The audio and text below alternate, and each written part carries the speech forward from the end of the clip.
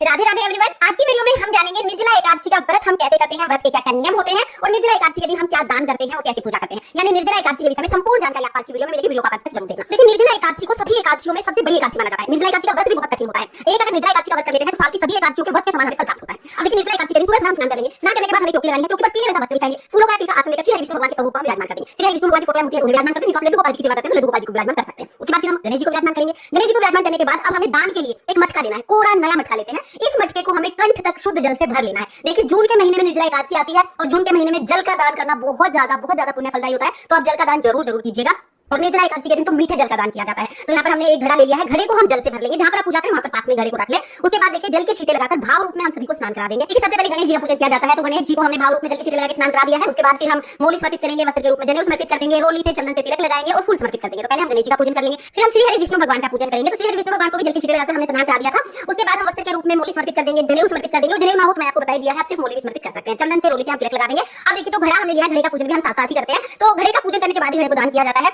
अब ये घड़ा हमें दान करना है तो इस पे मैं स्वास्तिक नहीं बनाऊंगी, सिर्फ मैं चंदन से रोली से तिलक कर दूंगी। आप चाहे तो स्वास्तिक भी बना सकते हैं, लेकिन स्वास्तिक बनाने से ना फिर जिसको हम दान देते हैं वो लेने में वहम करते हैं, तो इसलिए हम सिर्फ इस पर तिलक लगा देंगे। इसके बाद घड़े के कंठ पर हम मोली बांध देंगे। आप चाहे तो मोली बांध दीजिए, अगर आप मोली ना बांधना चाहे तो थोड़ी सी मोली हम घड़े के ऊपर वैसे रख देंगे। हम सभी को फूल समर्पित करेंगे। और देखिए निर्जला एकादशी के दिन जो जल दान किया जाता है वो मीठा जल दान किया जाता है। तो हम यहाँ पर चीनी ले लेंगे, लेकिन अगर हमने घड़े में चीनी डाली तो घड़ा खराब हो जाएगा। तो हमें क्या करना है, जो भी आप चीनी लेंगे थोड़ा हम भोग के रूप में यहाँ पर गणेश जी को समर्पित कर देंगे, थोड़ा विष्णु भगवान को समर्पित करेंगे। बाकी चीनी हम घड़े के ऊपर रख देंगे। आप चाहे तो 2 दाने घड़े के अंदर डाल सकते हैं, ज्यादा नहीं डालेंगे, इसके ऊपर हम रख देंगे। शास्त्रों के अनुसार निर्जला एकादशी के दिन कच्चे आम का दान करना बहुत शुभ माना जाता है। तो भोग में हो सके तो आप कच्चा आम जरूर चढ़ाइएगा, कच्चा ना मिले तो पक्का आम ले सकते हैं। तो यहाँ पर पहले हमने गणेश जी को भोग समर्पित कर दिया है, क्योंकि गणेश जी के भोग में हमें तुलसी नहीं डालनी, इसलिए गणेश जी को अलग से भोग समर्पित करेंगे। उसके बाद तुलसी युक्त भोग हम भगवान विष्णु को समर्पित करेंगे। तो यहाँ पर आप दूध से बनी मिठाइयां ले सकते हैं, कोई भी ऋतु फल आप ले सकते हैं और आम का भोग भी हो सके तो जरूर समर्पित कीजिएगा।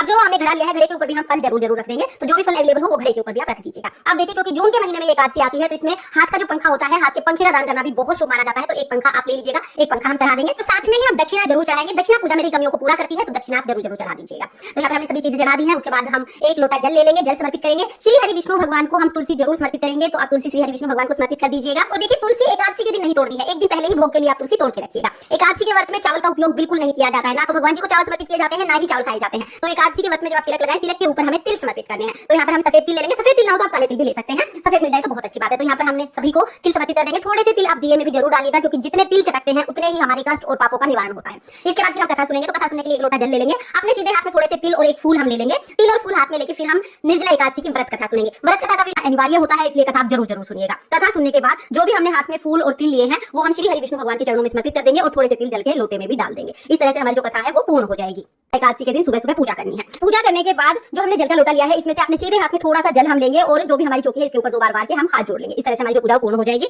इसके बाद जो जल का लोटा है सूर्य देवता को अर्घ्य दे देंगे। और जो हमने घड़ा लिया है, ये घड़ा, चीनी, फल, जो दक्षिणा ली हो दक्षिणा, और जो हमने पंखा चढ़ाया है, जो चीजें चढ़ाई है वो हम दान कर देंगे। ये चीजें आप किसी गरीब को भी दान दे सकते हैं, आप चाहे आप पंडित को दान दे सकते हैं, या आप मंदिर में भी चढ़ा के आ सकते हैं। मतलब ये चीजें हमें दान करनी है और शाम को सूर्य अस्त होने से पहले हमें ये दान कर देनी है। उसके बाद पूरा दिन हमें कुछ नहीं खाना पीना होता। इस एकादशी में ना तो जल ग्रहण करते हैं, ना कुछ भी खाते हैं। कथा सुनने के बाद फिर हमें आरती करनी है। तो यहाँ पर जो दीपक हमने जलाया है उसी से हम आरती कर लेंगे। आप चाहे तो आप कपूर जला के भी आरती कर सकते हैं। तो यहाँ पर जो दीपक जलाया था उसी से मैं आरती करूंगी। पहले हम गणेश जी की आरती कर लेंगे, फिर श्री हरि विष्णु भगवान की आरती करेंगे। बहुत ही प्रेम पूर्वक हमें आरती करनी है। आरती करने के बाद हाथ जोड़कर पूजा में कमियों के लिए क्षमा याचना करेंगे और अपनी मनोकामनाओं को पूर्ण करने के लिए श्री हरि विष्णु भगवान से प्रार्थना करेंगे। इस तरह से हमें निर्जल का दान आप जरूर कीजिएगा। तो आपको पूजा विधि कैसी लगी कमेंट करके जरूर बताना और चैनल को सब्सक्राइब करके जाना। राधे राधे।